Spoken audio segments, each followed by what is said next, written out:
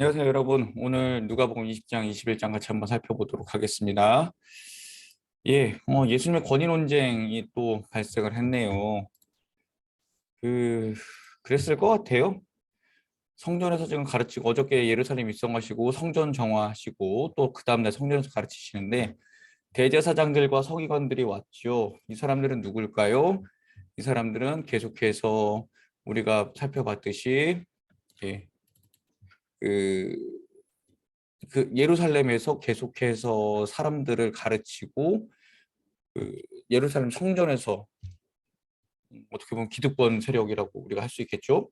자, 그런데 이제 누가 너에게 이런 권위를 줬냐? 누가 권위를 줬다라는 것은 네가 왜 성전에서 도대체 와서 난리치고 어디서 듣도 보도 못한 놈이 와서 가르치고 있냐? 너 누가 너한테 이런 자격을 줬냐? 지금 이런 이야기를 하는 거예요. 그래서는 그 대제사장과 서기관들이 예수님이 요한의 세례가 아니라 세례입니다. 세례가 아니라 세례. 예. 요한의 세례는 하늘에서 왔는가 대답하라 그랬더니 이 사람들이 대답을 못해요.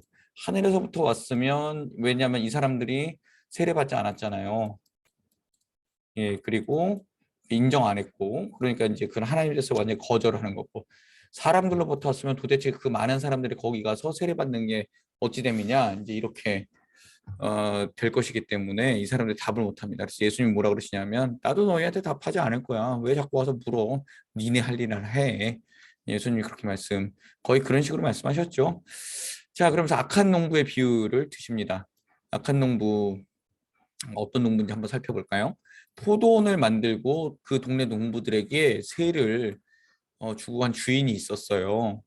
그래서 이제 포도원 그 이제 소출을 받으려고 이 주인이 먼 나라에서 종들을 보냈습니다. 이 농부들 있잖아요. 포도원을 세를 받은 농부들이 소작농들이 때리고 쫓아버렸습니다.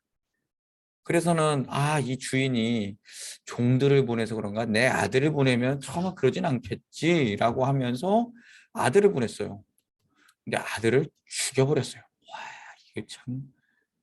그러니까 이 그 원래 땅의 주인은 누구예요? 포도원의 주인은 누구예요? 이 사람이라고요. 이 주인.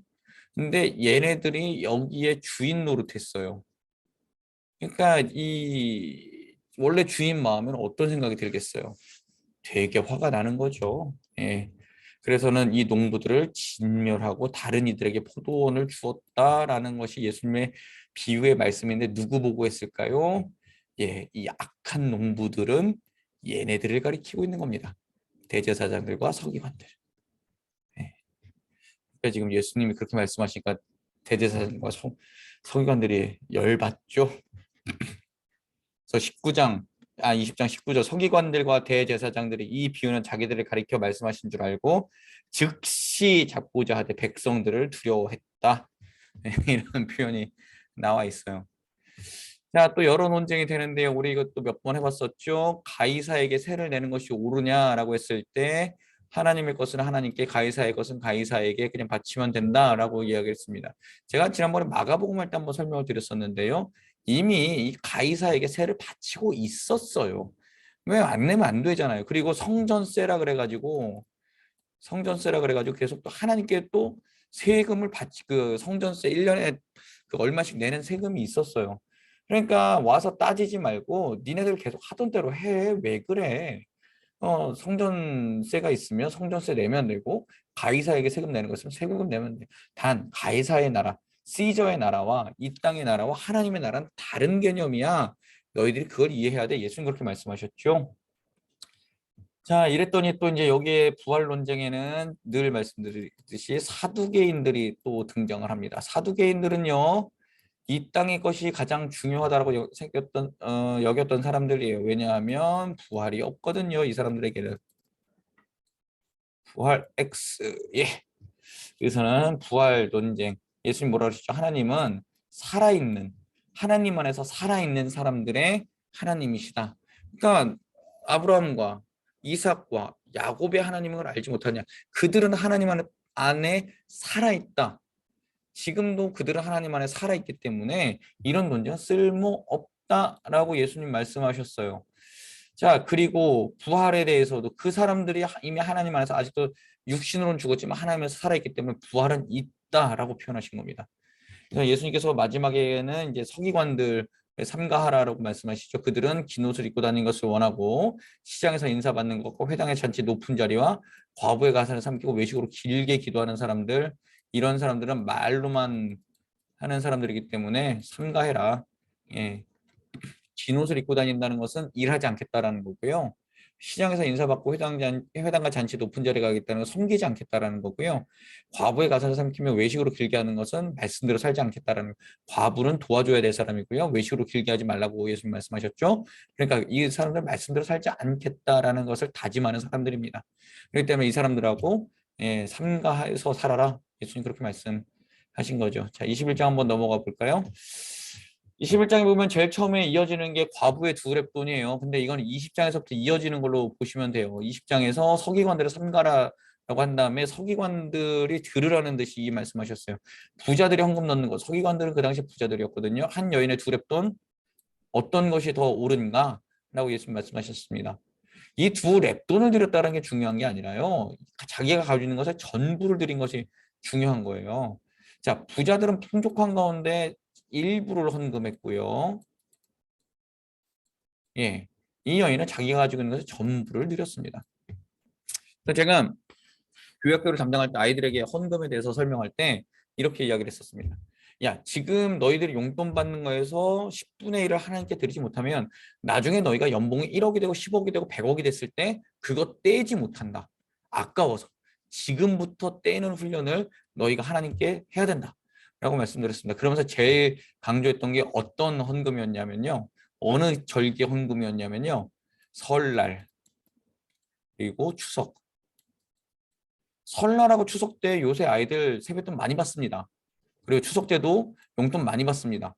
근데 그 용돈을 가지고 주로 아이들이 이제 한 대여섯 살까지는 엄마한테 맡기는데 초등학교 들어감과 동시에 돈의 맛을 알아버려서 엄마한테 절대 안 맡기죠. 그리고 자기들이 사고 싶은 거 살려고 합니다. 그런데 꼭 가르치셔야 되는 것은 설날과 추석 때 받은 용돈조차도 하나님께 10분의 1 정확하게 계산해서 드릴 줄 알아야 된다라는 것을 아이들에게 가르치셔야 됩니다. 그렇지 않으면 그 아이들은 나중에 더 많은 돈을 벌었을 때 하나님께 드리는 그 마음을 갖지 못하게 됩니다. 그러니까 꼭 부탁드리는 것은요. 어느 수입이든지 하나님 앞에 11조 드리는 훈련을 어렸을 때부터 시켜주시기를 부탁을 드리겠습니다. 자, 이제 마지막 날에 대한 말씀을 하시는데 어떤 사람이 와서 성전 정말 멋있지 않습니까? 이거 마가복음 때도 한번 했었는데요. 헤롯 성전이 굉장히 멋있었대요. 대리석으로 짓고. 예, 대리석, 비싼 대리석으로 지었나 봐요. 그리고 성전 미문이라고 그러는 데 있잖아요. 거기는 구리. 성전 미문 앞에서 날마다 구걸하던 자라 그러는데 거긴 구리문인데 굉장히 화려했다라고 합니다. 예, 그런 식으로 해가지고 사람들이 그 어떤 사람이 보면서 건물 되게 멋있지 않습니까? 그때 예수님이 뭐라 그래요? 돌 위에 돌 하나도 남지 않을 것이다라고 이렇게 이야기를 합니다. 그랬더니 이제 제자들이 가리켜서 제자들이 질문해 어떤 징조가 있을까요? 1번 많은 사람이 내 이름으로 올 것이다. 예, 이건 사이비. 2단 거기에 미혹당하지 말라. 예. 여러분 모든 신앙의 기준은 성경이에요. 성경이에요. 성경을 벗어난 이야기를 하고 내가 예언한다 이러는 건 거의 다 뻥입니다. 그리고 앞으로 뭐 일어날 일이 어떻게 된다라고 이야기하는 거 거의 다 뻥이라고 생각하시면 됩니다. 예. 성경을 기준으로 성경을 가지고 자기가 해석을 하십시오. 본인이 기도하십시오.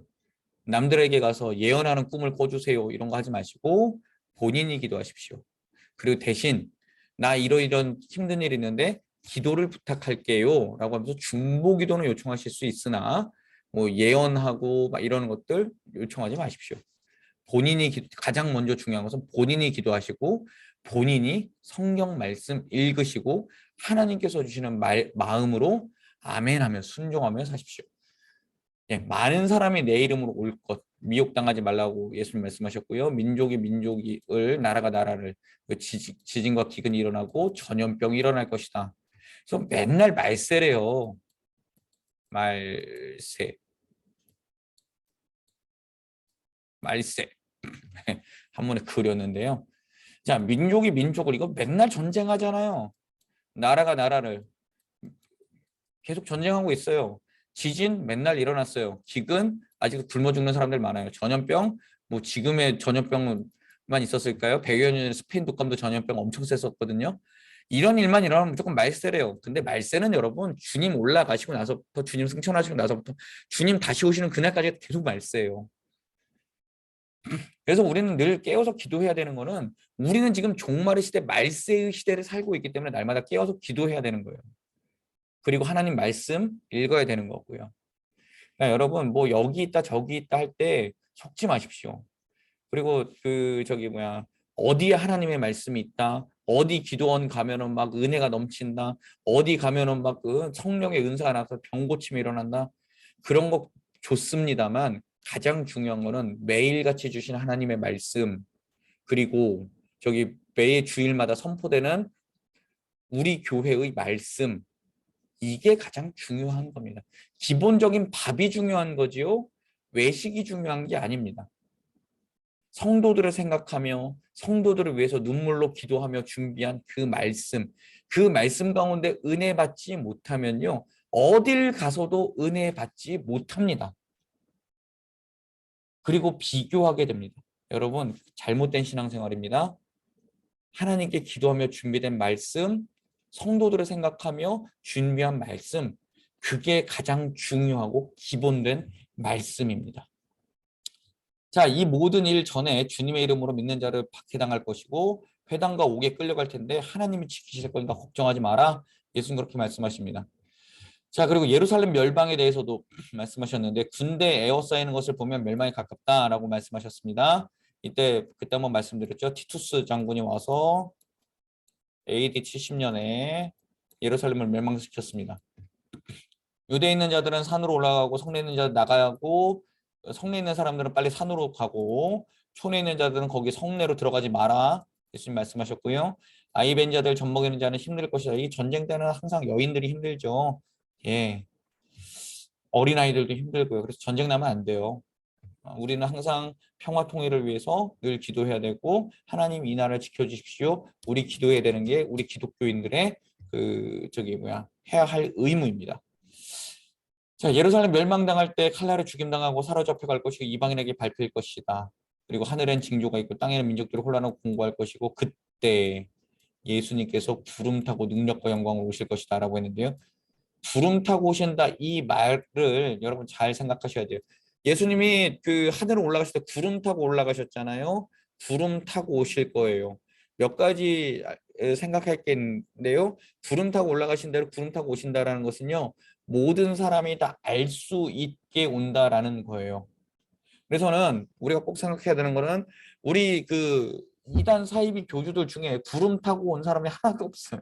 모든 사람이 알게 온 사람이 없어요. 그러니까 다 뻥이라는 거예요, 그 사람들. 어디서 왔어요? 다 여자의 뱃속으로 왔어요. 성경에는 뭐라 그랬어요? 구름 타고 올라가신 그대로 사도행전 1장에 뭐 오신다 그랬거든요. 모든 사람이 다 알 수 있게 온다 그랬는데 우리가 알고 있는 이단 사이비들 중에 그 구름 타고 온 사람 한 명도 없어요. 그러니까 걔네들은 이미 거기서부터 뻥인 거예요. 그래서 속지 마세요. 예수님 구름 타고 오신다 그랬어요. 구름 타고 오신다는 거 다시 한번 말씀드릴게요. 모든 사람들이 다 알 수 있게 오신다라는 거예요.